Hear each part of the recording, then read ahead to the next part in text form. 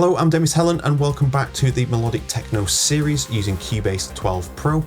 This is episode number 2 where we're going to be taking a look at the bass elements for the sound design and also how they are mixed into the track. Okay, so let's have a look at what we've got. We have our kick, we have a kick verb which has got a bit of high roll off and some reverb on there just to give it some atmosphere and presence. And then we've got the Reese bomb, rolling bass, and then we have a bass stab down here. So this is sort of an accompaniment and more of an effect, I would say, but I've kept it in the bass section nonetheless. So let's have a listen to each bass to start with. So we've got the Reese bomb, and let's just start with the section where we have some movement.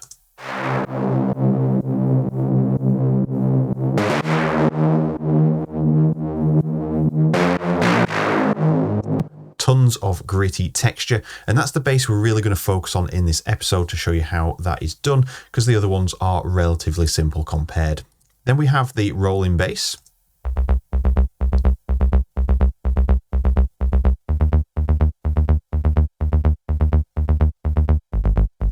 Very standard stuff. And then we have the bass stabs down here.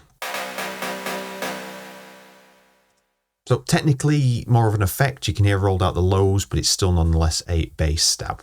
So we'll look at the kick drum and its processing after, just towards the end, but we're going to focus on the Reese bomb here. So bringing in our side panel, let's have a look at our audio inserts. We've got a lot going on. So I think the first thing we should do is turn these off and look at the sound design and just have a listen to it as well. So here's the Retrolog preset.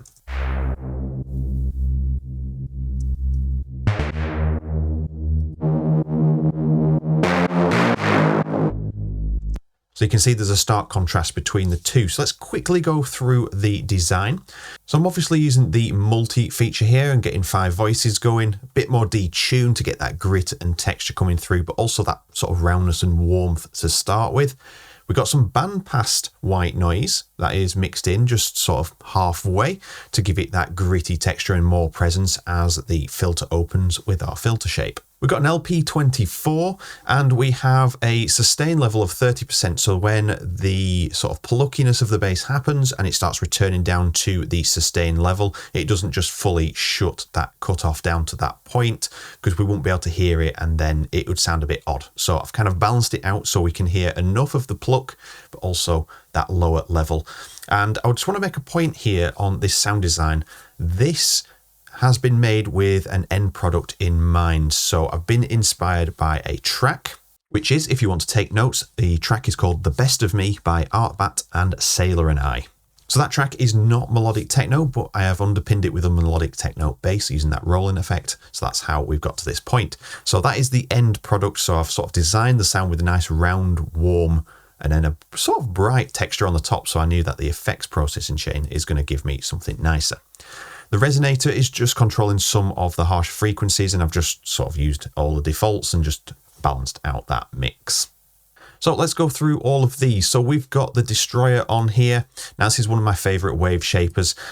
We can really get nitty and gritty with the effects here, but you can see I've just used a boost, the drive, and then I've balanced out the tone here. And that's what gives us our initial sound, and that gets us to the point where we can sort of add the rest in on top of it, because that gives us our main sound.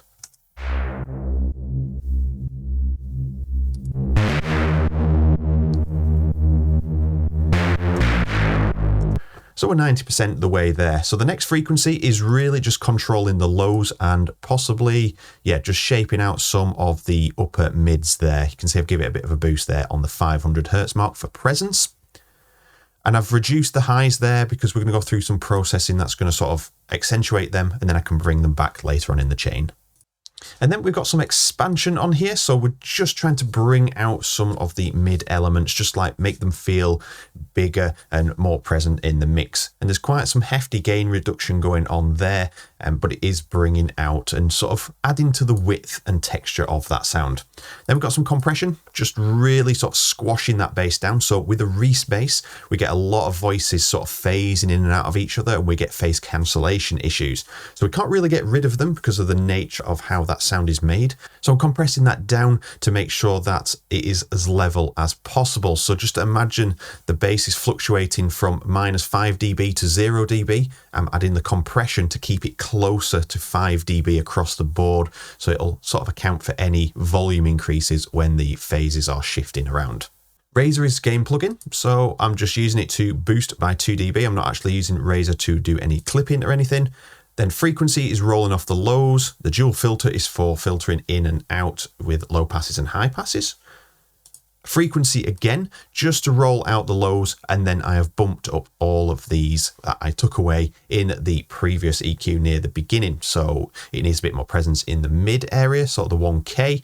The top end, just add that boost back in, and then we can see I've just boosted up some of the lows there just to make sure we're not rolling out too much of that low that it starts to sound too thin.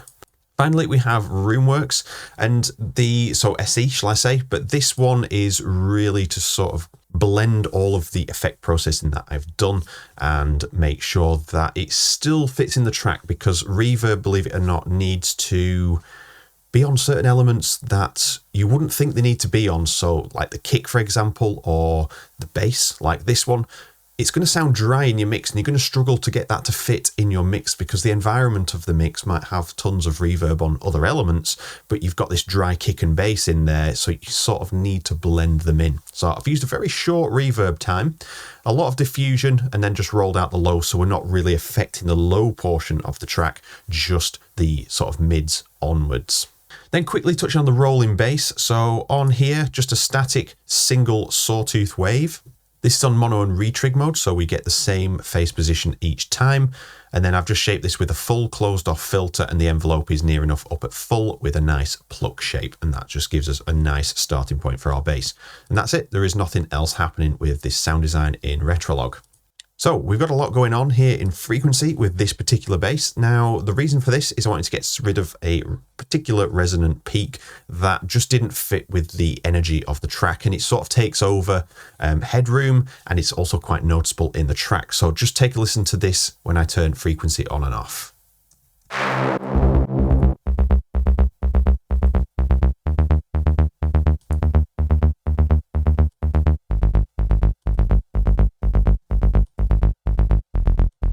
So it's more on the static bass, so let's just get this one reloaded.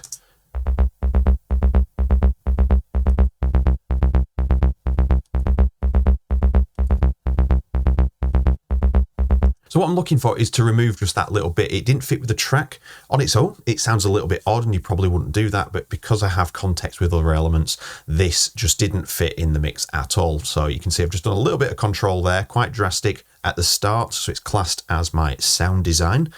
That goes in then to the tube, which just brings out some crispiness and that fuzziness on the top. You can see I've boosted that drive. And then I have some frequency to roll off the lows because the tube will add some of that detail back in, just rolling out at 20 Hertz. Then we have an effects modulator times 2. So we've got the first one, which is shaping my bass, and the second one is providing some sidechain imitation, so wave shaping. So they're both on volumes, and if we look at the first one, you can see I'm using this on 16, so that's the length of my bass notes, and I'm just making sure that it goes down to 0 dB before the next note starts, so it stops any overlaps happening, and I've got a little bit of a roll there back up to stop any clicks and pops. And that's just because Retrolog, sometimes when you're turning down the decay, if you look here, if you turn this a little bit more, it might just get a little bit too stabby beyond what I want it to be, so I've just shortened it by using the effects modulator there on the volume. And then the second one is a sidechain, so really this is just to stop the bass leaking through. So it's like a secondary option, so I'm not really trying to sidechain it at all. Just make sure this bit's silent for the kick to hit. This is on quarter notes, by the way. And then you can see I'm just doing a little ramp here, and that's for the 3 notes. We've got 3-note rolling bass, 1, 2, and 3 here. So the kick's here, and then 1, 2, 3. This is just sort of adding to the velocity values that I've already got drawn in, just to give it a little bit more of a pumping effect. And if we just look at here, you can see I'm already simulating this using my velocities. then finally, the bass stabs. Let's just have a quick look at what's going on here. Nice little patch from Retrolog. We're using the cross type here, so I'm sort of blending two waveforms together to get more of a sort of like FM stab, just something a little bit harder using the wave shaping. This is going through a high pass, so you can see I've intentionally high passed the lows out of this one, along with that white noise, so it just kind of keeps everything bright but not invasive of the low end. And then this is just going through a resonator as well, the standard one, a very low mix just to control some of the resonant peaks. Really nice feature within Retrolog to sort of do that before you leave the synth. So if you listen to that without the effects chain, it's already quite metallic. It already has that distorted feel to it, so I don't need to add any distortion on. So I'm just going to get rid of that effects modulator because we don't need that on there now. So we've got a frequency, just rolling out the lows and taking out a resonant peak. There's just a little section there that really cuts through the mix, so I've just dropped that out. Short reverb, as you can see, very, very short, 0.6 of a second. High mix, low level mixed out there, and then just tame the highs, which helps to add to the tail of the sound design because there's a bit of release on there. And then finally, a frequency, just rolling out the lows and sort of scooping out some mids, which was done a little bit later on in the mix when I got sort of all my layers in there. So you can see all the shaping is done within the synth in that instance and not really with the effects chain. So then just let me quickly explain what I've done here. Bass mix, kick and bass mix, and kick and bass comp. So the basses go into this channel, the kick and the bass mix channel go into this one, so I can process them all together and glue them with some compression. And then the kick comp is an effects chain where I'm over processing the signal using some over compression like this, really driving it hard, so it's doing like minus 20 dB reduction, and then you mix it in slowly to get some extra punch in your track. But before we finish this up, I promised to show you the kick. So this is a kick sample that I've made using a third-party plugin, but I've made this kick for this tutorial. So when you download the pack, you will get the access to these samples as well. And we're just using an effects modulator and some EQ. So the effects modulator is really just to make sure the kick ends at the end of its 8th note length. So it is an 8th note long.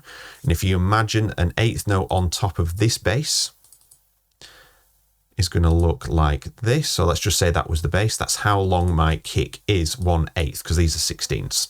So you can see the kick and the first note of that bass overlap. So that's why it's essential to sort of have a bit of a lower volume and then some side chain on there to sort of remove it a little bit more out of the way of the kick. So they're still going to blend together, but they are not going to get in the way of each other. So you can see I'm just rolling off the kick to make sure that it starts getting lower in volume for the start of that first sort of bass note that's hitting. And finally, I'm just doing a little bit of EQ because the kick has been made specifically for this bass, so we don't really need to edit it too much.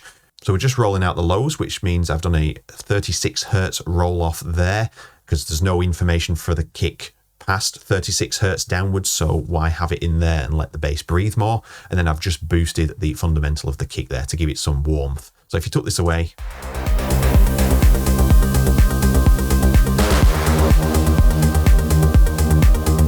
it just adds a little bit more warmth back into the kick and bass. And then the kick verb is just Roomworks, 20 seconds. You can see quite a long tail on that. And just before it goes into Roomworks, it has a huge roll off on the highs and the mids. So we're just hearing sort of the lows. And that brings us to the end of this episode. That is the kick and basses for this track. We have sort of loosely gone over it, but if you want to explore the project in more depth, you can do via the link. And with that said, thank you very much for watching. I've been Demis Hellen, and I will look forward to seeing you in the next episode. Take care.